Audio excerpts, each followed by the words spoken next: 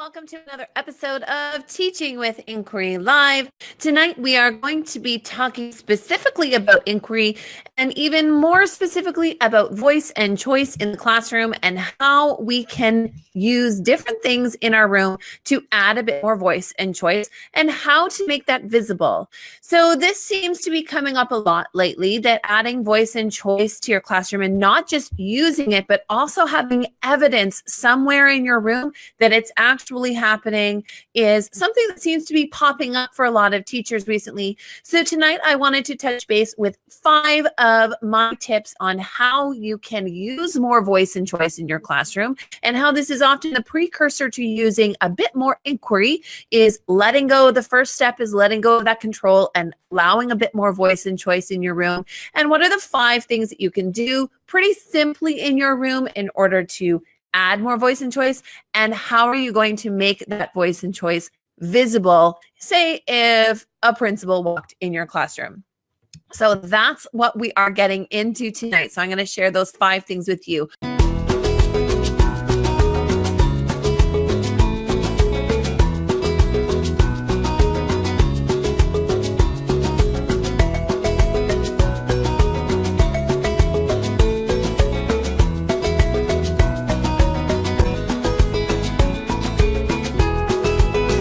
Before I get started, I want to thank you so much for joining me once again for another live episode. We are almost at 100 episodes, which I'm super excited about. We've got about, I think, 10 or less than 20, definitely less than 20.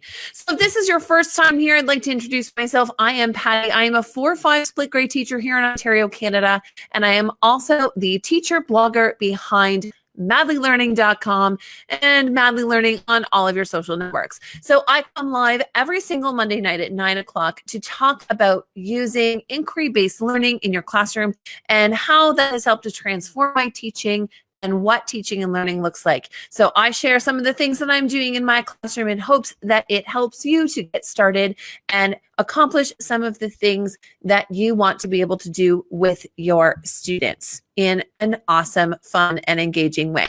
So like I said, we're going to be talking about voice and choice and how adding that to your classroom, maybe 5 special things that you could do that don't take a lot of time or effort. It's just a simple mind shift to allow you to add voice and choice a little bit more easily into your room. So the first thing is, maybe we want to define what voice and choice actually means in our classroom. So for instance, voice and choice. Giving students more of a voice in their classroom simply just means listening to their input when you're making decisions in your room. So you want your students to be able to add their ideas, share their opinions and knowledge, and you want to make the environment and the community in your room feel as though your students have a say. Learning in your room is not necessarily something that happens to students, but the students are actively involved in the learning. So we want to hear them. We want to give them those opportunities to share their learning, and we want to be respectful to what it is that they're saying to us. So giving them those opportunities and then perhaps acting on it or just being open to some of those suggestions. And that could be whether we're talking about routines or whether it comes right down into academics, giving them a bit more voice and listening to their opinions and thoughts and ideas is a valuable thing to be doing. So another thing that we need to define is choice. So choice comes down to differentiation. And I'm sure people could have said voice and differentiation, but I'm not quite sure it really has the same ring as choice does. Sounds a little bit more trendy when you call it voice and choice, but really choice is differentiation. It's allowing students to be given the choice about what they are doing. Now, this doesn't necessarily mean that they're choosing the content that they have to learn about. That's pretty much structured on our end as teachers because there's certain content that we're mandated to cover. So we're not necessarily talking about differentiating the content, more so we're looking at differentiating the process and differentiating the product. So allowing there to be a variety of options for students, whether or not they are able to show their knowledge of the content in a variety of different ways. So their end product, the application piece that they're putting forward to show us their learning might be different for each student, or the path or trajectory in which they get there might also be a little bit different. So you might have a variety of different ways to get to that end goal, and it might change every single year depending on the kids that are in your class, or it might be different between your class and the class next door. But the process that your students are following in order to get to that content knowledge might be a bit different, and they might approach it differently. So you want to have variety of options and choices when it comes down to differentiating the process and the product that students are going to be using in order to show and demonstrate their learning. So that's voice and choice. So then what are the 5 things that we can do in order to show some of that learning? So the first one is actually talk to your students. And it seems really simple. But a lot of the time, I think as teachers, we get really stuck with planning and doing all of the work that we don't often stop to think what our students think about this. And what I've actually found in my own teaching practice is that when I come to my students with a dilemma that I might be struggling with myself in my planning or as a teacher, what can I do to fix something that's really irking me or frustrating me about a process that might be happening in the classroom? If I take 5 or 10 minutes to actually have a class community circle or a knowledge building circle about that issue, I'm always surprised at the candor and reflective ability of 9 and 10-year-olds to actually be able to identify a problem and come up with fairly reasonable solutions, or at least give me some ideas of what a good solution would be and describe what an ideal, perhaps, solution or learning environment would look like. And then I can then kind of work with their ideas and move forward on them. So the decision is mine, but my ability to consult with students and ask them their opinion, ask them about what solutions they would like, what are their goals, what kind of environment are they hoping to be able to do, privileges, consequences, learning, seating arrangements, that routine and structure and management in the classroom. Sometimes students have a great amount of insight into there, and they also have a lot of insight into what they're interested in, because they are, frankly, the experts on who they are as students. So if you've got a group of students that are really interested in one topic, but you as the teacher don't see that or recognize it, it's really difficult for you to follow their interest. So you'll go ahead and take a left turn on planning road and think that something you do and plan will be super interesting to your students, and it's complex and you've spent so much time on it, and you do it and it kind of flops. And perhaps instead, we could have just asked our students what they were thinking about and what they were interested in. So the ability to have conversations with students, ask them their opinions, ask them what they want, what they're interested in, paying attention to what it is that they're saying, what they're playing, what they're engaged in outside of school, all of that can kind of be brought into that learning curriculum environment. So we really want those students to be able to have a voice. So listening to them and talking to them and having conversations with them as active members of that classroom community is really important when we're looking at increasing voice and choice more often in our classroom. Now, another way that you can include voice and choice is your ability to pick final projects. So assessment is definitely one of the biggest factors for teachers in a classroom. It's something we have to do. It's often something that's also really difficult for us to do. And tests are one thing. If you've got a huge class, sometimes tests are onerous and difficult to mark, and it's not always the same assessment strategy that you want to be relying on all the time.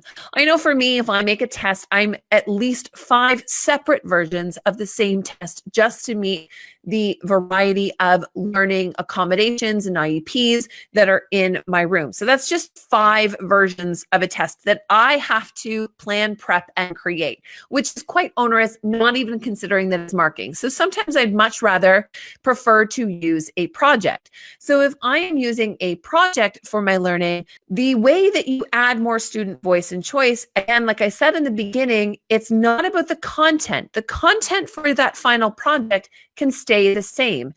Every student will have to demonstrate the same key learning objectives. Where the differentiation comes in, where the choice comes in when you're talking about projects, is in the process and in the product. It's on what they're creating.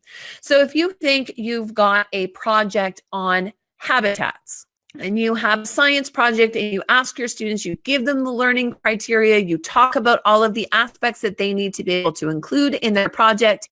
That's the content. You create a content checklist. That's common amongst all students. All students must have that common content inside their project. But what does the project look like? Now, if you are spending all of your time designing one type of project that each one of your students will do, that's not a lot of choice that's happening in your classroom. The choice is you either do what your teacher tells you to do or you don't. That's not much of a choice, and it's not quite differentiation, really. You can differentiate it slightly, but I think it's time to push ourselves a little bit further. I think we need to allow our students the freedom to choose some of their own projects and what that's going to look like. So if you're working on a habitats unit, you give them that content checklist, and then you perhaps brainstorm different ways that they can show it. It could be they make a book on, say, Book Creator, which is a fabulous app. Maybe they can make a video of their information using iMovie or Windows Movie Maker. Perhaps they can write you a report or make you a diorama or perhaps a poster or a PowerPoint presentation or a song, or on and on and on. Really, the possibilities are endless. However, you do need to set some parameters in terms of how long of a time limit you're going to give them so the students don't bite off more than they can chew. But I do think that it's important that you are pushing students to choose a project that is going to reflect their strengths as a learner, their style of learning, and their interest level. So if you have a student that's really interested in making books, then Book Creator would be a perfect avenue, a perfect app on an iPad for them to be using to show their learning. You can still ask them that they need to have that same criteria, but a student that creates a book versus a student that creates a movie, if the learning of the content is still shown, you have now provided your students voice and choice in your classroom, differentiated the product and the process that they're completing, yet each one of your students is able to hit that content. And that's where you're assessing their ability to take that content and apply it to a new context, communicate their understanding, their thinking, and what their basic knowledge and understanding is. What we're generally not evaluating is, unless we're talking about media, which is separate, but what we're generally not evaluating is their ability to use an app on an iPad. So I think we need to focus on that content and give students a variety of ways in which to demonstrate that content, and that gives voice and choice. And the minute you display that or show that that is different or put that up on your wall, sharing QR codes of students' work that is digital, or actually putting up students' work and people see that there's a variety of options, that automatically highlights evidence of there being voice and choice in your room. So that's number 2. Number 3 is really simple, but also really important. I'm not sure if I would be able to teach with voice and choice if I didn't have sticky notes. I'm going to let that one sit for a second. Sticky notes. For me, the ability to have sticky notes in my classroom and using them is one of the key ways that I can visually demonstrate for others in my room, or there's some evidence in my classroom that there is voice and choice happening. My students' writing is on the wall. It's there. Their ideas are there. It's clear I've asked them their opinion. It's on their goal board. It's on their anchor charts. It's in their wonder walls. So if I have students that I want to make sure are showing voice and choice, the ability to have sticky notes and lots of them, and in a variety of sizes, allows me to very easily demonstrate what learning is happening in my classroom, what the variety of voices are saying about that learning activity, and how we can respond to them reflectively. So I will often use sticky notes on anchor charts where I will pose a question and ask students to answer it. On our goal board, they will write their own goals, and especially on Wonder Walls. So I will put the photos or the provocations up on the wall, and around these provocations are students' words. It's their questions, their wonderings, their ideas. And then we can take those questions and expand on them where people can see that there's evidence that we are being responsive to a student's line of inquiry. So I think sticky notes, although a very simple, non-technological, pretty readily available tool in the classroom, is one of the key things that I make sure my classroom is stocked and hoarded with sticky notes. It's definitely something I make sure I have a lot of with extra sizes. Now, if only we can get those colored sticky notes to be a little bit cheaper so that we can get them through school funds, so I'm not supplying those myself, that would be fantastic. But sticky notes, I think, are a wonderful way to be able to display student voice in your classroom. The fourth is knowledge building circles. So I said there were 5, so we're on number 4. So number 5 is knowledge building circles. Now, this is a structure and a format that I introduce to my students, and I generally will do this in science and social studies, but it is a structure and a format that students follow. They know the routine, they understand what it means to be in a knowledge building circle, what that looks like and feels like. But a knowledge building circle allows me to have students sitting in a circle so they're all facing one another, their voices are all equal, and I pose a question or I use some provocation materials and I ask students what they wonder, what they see, what they notice, what they think, what they're feeling, and we share. We survey and we share. We share our knowledge to the point where I want students to understand that when one student talks, we listen to that student. We're not just listening to me, the teacher, but that a student voice in the classroom is just as important and powerful as listening to my voice. I don't want to be the only one in my room talking. I want my students to be talking, but I don't just also want them to be talking to me. I want them also to be talking to one another. In fact, my goal always is for them to be not just talking to me, but for me to slowly, as the year progresses, take myself further and further out of those knowledge building circles and allowing the voices of my students to lead. Having them ask and pose questions to one another, build on and respond to other students without a lot of required intervention from me. It doesn't always happen, and generally speaking, it might not be till the very last subject we cover before students are actually ready to take on that ownership of that skill. But I do like to slowly work myself out of those conversations so that students begin to learn they can't just listen to me. There's valuable learning that's happening from their peers, because knowledge is not just built teacher to student, it's built as a community. So sitting in a circle with my students and having those conversations, building on, modeling those language structures, students are sharing their ideas, learning from one another, posing questions, gives me a fantastic opportunity as well as the teacher to do a little bit of investigative assessment. So I like to listen to what my students are saying, and I look for sparks. A knowledge building circle is a perfect opportunity to look for sparks.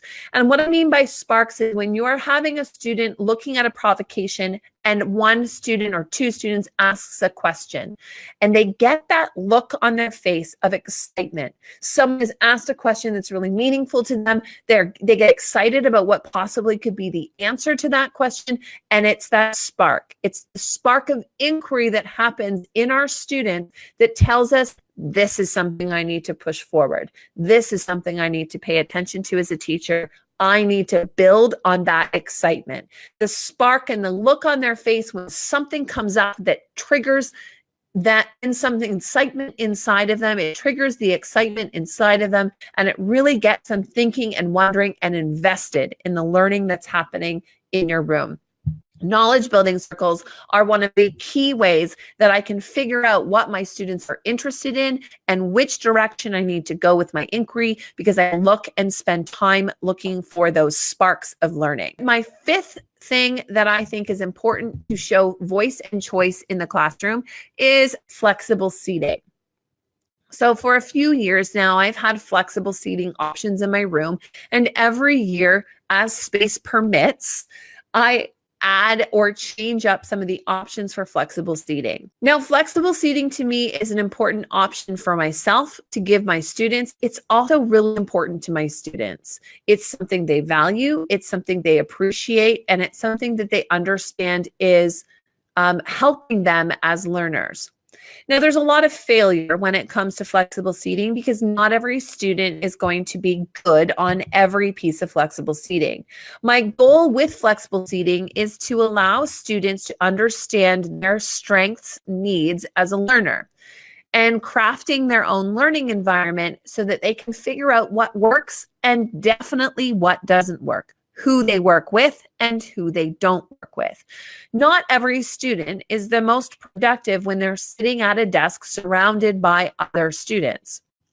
Some students prefer privacy when they're learning, and in order for them to focus, they need to be alone and isolated. And they can isolate themselves in a corner, behind a cubby, behind a door, in a closet. They make forts out of chairs or positioning themselves so that they're looking into a corner. There's lots of different crafty ways that students can position themselves in flexible seating, and it actually doesn't require any special furniture. It just requires a mindset that not every student can sit at a desk, and it's okay if students pick alternate seating arrangements. And now they're pretty flexible, and they'll kind of come up with different solutions, even if it means sitting on the floor and using their chair at the table, or standing while they're working, listening to music or not listening to music, having noise canceling headphones, or sitting where they're visually not distracted. Flexible seating isn't about the seating. It's about the flexibility and the amount of choice that you're providing in different types of learning environments. One that is responsive to students' needs, that identifies what their strengths are and what type of environment they're going to be most successful in. I often share with my students my own learning environment needs that help me be successful.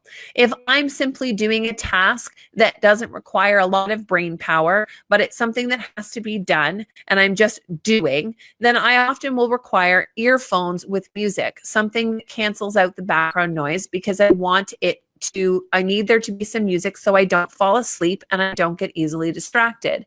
Too much quiet when I'm doing certain types of activities makes me extremely distracted. And then I don't get it done, or I'm constantly hopping from different windows and different things. It's probably the time the most when I'm getting distracted by social media. But I find if I've got music on, I can concentrate. But then I hit a point where I have to develop a lot more brain power to perhaps solve a problem or concentrate more. That's when I need absolute quiet and isolation. I need there to be no music, no sound, and no distractions when I'm concentrating. And I'll share this with students to highlight to them that for different learning tasks, you might require different learning needs. And sometimes I want to be downstairs in my office working. Other times I want to be in a busy coffee shop working. It all depends on the task and what I'm required to do in order to get something done. And having students practice through trial and error the different types of learning opportunities that they need, and then assessing whether or not they're successful sitting on a couch or successful sitting behind a study carrel, I think is a valuable tool for students to learn about themselves as a learner, so that they can then be prepared for where they really have to study for exams or study for big time tests, university, college level exams, because knowing themselves as a learner will help them to retain and remember that information, and also will lead them to be more productive students. So I think grade 4 and 5 and even grade 6 are a perfect prime opportunity for students to learn these things. We want our students to learn who they are as learners, and often this will take trial and error. So I will allow all my students to have a shot sitting on my $20 Facebook couch, but for some students it doesn't work. And really being able to assess that that's not the best learning environment, and where do they need noise, or do they need loud or quiet? Do they need social, not social, standing, sitting, hiding, right in the middle of things? Where do they need to be where they're going to be most successful? That is student choice. I'm not telling them where they all have to sit. Sometimes I have to. If students can't seem to make the right choices consistently, I will then make choices for them. But giving them the ability to say, this is what I need as a learner, and advocating for their needs is a super important part of growing up and learning, especially in a world where there is so many distractions. Allowing them to understand the environment that they need to themselves create in order to be successful puts the focus on them as what they need to do, as well as it helps them for their future to learn more about what it is they need to be. So those are my 5 tips for how to increase student voice and choice in your classroom and how to make it more visible. So to recap, you've got flexible seating was number 5, and knowledge building circles was number 4. So to do knowledge building circles, my favorite sticky notes definitely help to make student voice and choice visible in your classroom, and so does allowing students to pick and differentiate the process and product of their final projects. And finally, actually talking and listening to your students and hearing their ideas and valuing the contributions that they have to make, so that those students are active participants in their learning, so that learning isn't something that's happening to them, but it's something they are engaged in. So I challenge you to add more voice and choice into your classroom, because I truly believe that that is the number 1 key step in moving into using more inquiry-based learning in your classroom. If you can add voice and choice in little areas here and there, you're well on your way to developing a very strong inquiry-based classroom for yourself, where your students are engaged in their learning and self-directed, and it's a community of learners, which reduces some of your prep and planning time and gets you to be able to really focus on pushing that forward and working with students to get learning happening more consistently in your room. So thank you so much for joining me. I will not be back next week because we are all on holidays for March break, so enjoy your time. I will not be live next Monday, but I will be right back when school starts back up for another episode of Teaching with Inquiry Live. So thank you so much for joining me. If you want the blog post that corresponds with this video, so if you missed some of it or you want to go back and read more about the ideas that I talked about here, you can find that on www.madlylearning.com.